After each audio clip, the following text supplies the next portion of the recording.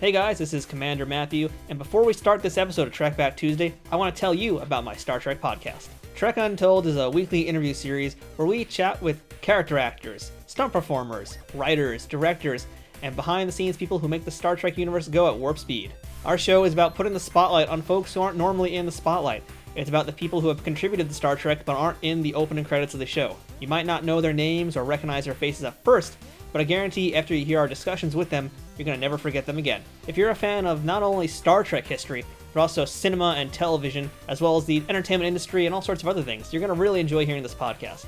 We're not just discussing appearances on TV shows with these actors, we're discussing acting theory, or we're talking to prop makers and behind-the-scenes crew and discussing how things work that we don't ever see on camera. Each episode is a deep dive into the profession of what these folks do, and you're going to really enjoy hearing their stories. You can check it out on whatever Apple device you're using, whether it's a phone or a pad, or you can listen to it on your favorite Android device. If you want to learn more about Trek Untold, make sure to follow us on Twitter, Instagram, and Facebook. And it's available on most major podcast platforms, including iTunes, Spotify, iHeartRadio, Spreaker, and many more. Check us out this coming Thursday for our latest episode, and until then, fortune favors the bold. Hi, I'm Captain Andrea. I'm Commander Matthew. And welcome to TREKBACK Tuesday. This is the show that explores time and space to seek out new and old Star Trek merchandise from across the galaxy. Today, we're continuing our look at the Playmates Voyager line. Commander Matthew, beam in who we're going to look at next. Aye, aye, Captain.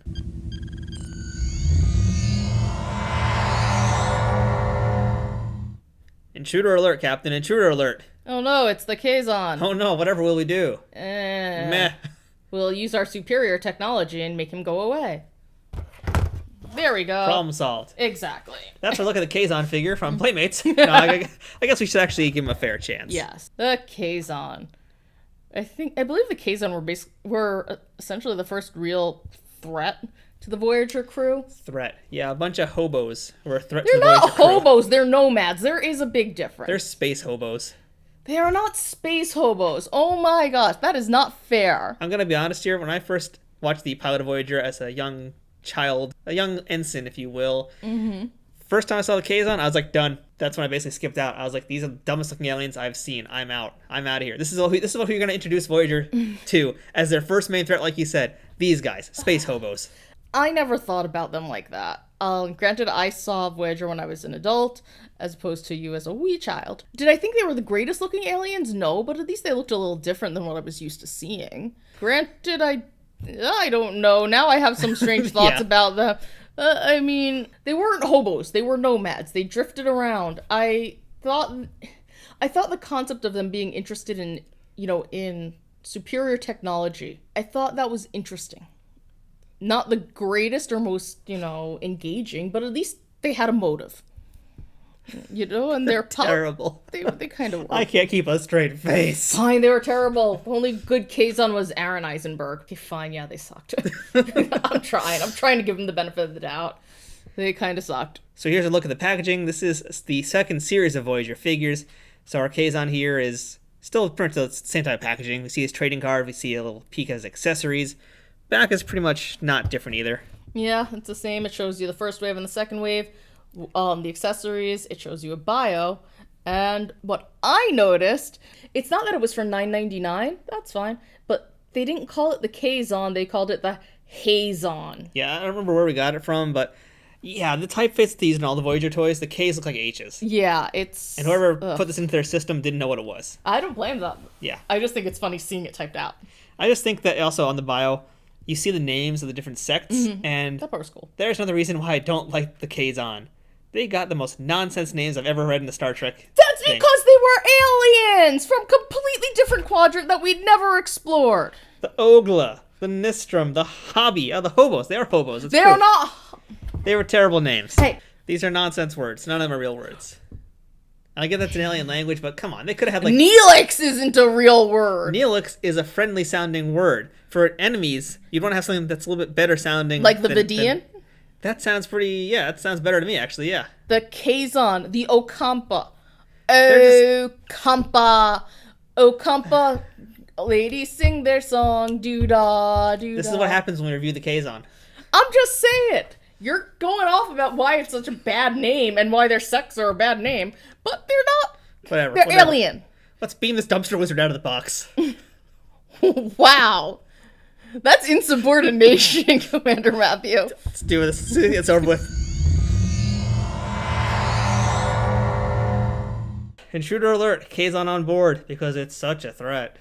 Have you been hitting the Romulan ale, Commander Matthew? Possibly. Why have you been holding out? So let's talk about this Kaizon here. So we're going to whip out the trading card right now, just because normally we hold off on that, but we want to talk about this figure here, and how it's really not the same looking person, is it? It is absolutely not the same person. For starters, they do not look even the slightest bit the same. Also, this guy has a nose ring. He does not appear to have a nose ring. And also, the skin tone is different. Take a good look. I mean, even the outfit is totally different. Yeah, I mean, he doesn't have the beard, so that's kind of the biggest giveaway, number one, is that he doesn't have the beard. I think they both maybe have a nose ring, but it's tough to tell. You can't tell if he has a nose ring. They really accentuated the nose ring on the toy. Yeah. Whereas, no, they're not nearly that enormous in the show. No, if there is a nose ring, you can't really see her. They're just two different people. I personally don't care. Whatever, a Kaizon is a Kaizon. Even though that sounds horribly racist and speciesist. Spacist. I don't know. But if you're going to use this photo, then, fine. Maybe make the character look like him? That's really kind of my only issue. Yeah. Otherwise, I mean, it actually does look like a fine figure. Yeah, it looks like a good Kaizon. He's got some of the plainest boots I've ever seen on a Star Trek toy, though. Nah, they're fine. I love the hair. Yeah, see, as a toy, the hair looks really cool, but... The texture of this figure is actually pretty great.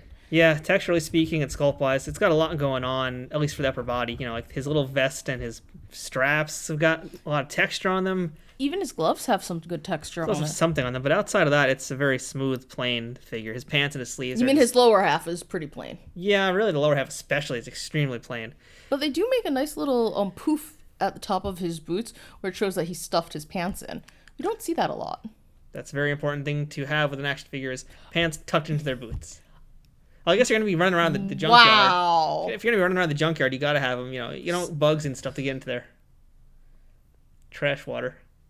I feel like it wasn't just Romulan ale you had. Might have been some beetle snuff. I do like how he seems to have a little gift wrapped to his chest. Look at that, he's got a little gift box there. Yeah. I'm pretty sure that's a pouch filled with something that you can use to kill people. It's probably something very sacred also that I've just made fun of. Yeah, probably. Yeah. Also, I feel so weird mentioning this, but we're talking about the plainness of his pants. But if you look at his butt, they're like weird ridges in the whole codpiece area. I mean, it's meant to be like it's tucked in. It's kind of the look, and they're like meant to be poofy looking pants, I guess. But the pants, yes, I'm not talking about the calves. I'm talking about that upper part. So that doesn't look tucked in. That just looks like it's got some texture to it. I don't know what it is. I'll be honest. I mean, there's some interesting things going on, but overall, I'm not too keen on this toy. Really? I never would have guessed. I don't just mean because it's a Kaizon and I just didn't care about them in the show. Even as a toy, they don't look good to me. This doesn't excite me. He looks like it's a 1970s character from Pippin on Broadway. Oh my god. We've got magic to do. I'm a Kaizon. Look at me. Tap dancing. I got soft sole feet. Shoes dancing. So what else other than Romulan ale, beater snuff? What else do you have? I'm the Kaizon. Yeah, like I said, what else did you have other than the Romulan ale and the beetle snuff? Let's talk accessories. Our Kaizon buddy comes with actually kind of a cool base. The base is nice. I'll give him that. Oh, you're so magnanimous. I am. I'm going to put it on him, in fact.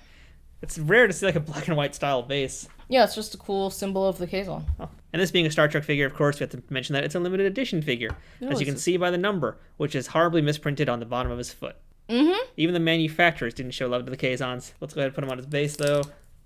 Stands up very nicely. And he stood up pretty nicely on his own as well, which is always a plus when they stand up on their own. He also comes with a Kaizon rifle, a Kaizon drinking water flask, the Kaizon Canteen. It's a little itty-bitty canteen. Doesn't look like it holds a lot of water, though. It's plastic. Plus, he's part of the Olga.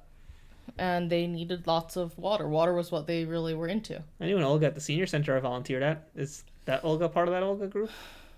Is it just a herd of Olgas? Guess who's spending the night in the brig sleeping it off? Finally, we have the Kaizon Handgun. The accessories I'm into.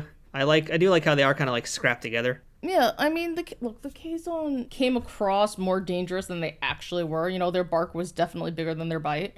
But they still were kind of interesting. They were a completely different species, and they got a little bit more time than some of the other ones. And their weapons look kind of cool. Yeah, that part's at least kind of nice. It is funny that there's a piece of flash sticking out of the weapon, though. Some plastic that didn't get cut off once it got out. It's true to the Kaizon vibe. Kind of is. I like the accessories more than the figure itself. The figure isn't terrible. It's just, to me, kind of boring. Oh, I understand. Kaizon doesn't do it for you. It's just, it doesn't help with the earth tones either. I mean, maybe that's part of why I just never liked them either, because the colors, the makeup, the hair, basically everything about them I didn't like and never enjoyed. Am I alone here out there? Is anybody else as not into the Kaizons as I am? I'm sure you are not the only one who didn't really care for the Kaizon. They're not my favorite, but they are memorable in that, like, how many other villainous species other than the Borg do you remember from Voyager? And there's the Vidians and the Herosian. They were probably the most important bunch. The Herosian. You know, basically the moral of the story is that most of Voyager's enemies were... The Borg. Yeah. And just not that good overall, sadly. No, they weren't the most memorable, but you know what? They tried. And the Kaizon did... They served their purpose, you know? And I'll say this about the Kaizon. It is a very plain figure, but it does have pretty nice articulation because it's so plain. Nothing really hinders it. It's got the same articulation we've seen in all the toys from the past. You know, I'd say this about him. This is the best comment I can give. I think it would make a very good army builder. More so than a lot of other figures. Okay, that's fair. I mean, the Borg, there's plenty of different varieties of Borg, but if you're going to just get one guy and get a bunch of them, I feel like as a villain, this is an alright army builder. It'll serve its purpose as that. Okay. That is fair. I'll accept that. But otherwise, I wouldn't buy this. I wouldn't. Okay. I think it's time for Commander Matthew to get some rest. And jettison this Kaizon out of the airway? No, I think you need to go straight to the brig and get some rest. With that, I'm Captain Andrea. I'm Commander Matthew. We'll see you next time here on Trek Back Tuesday, and until then, live long and buy toys. Just maybe not the Kaizon. Just maybe not.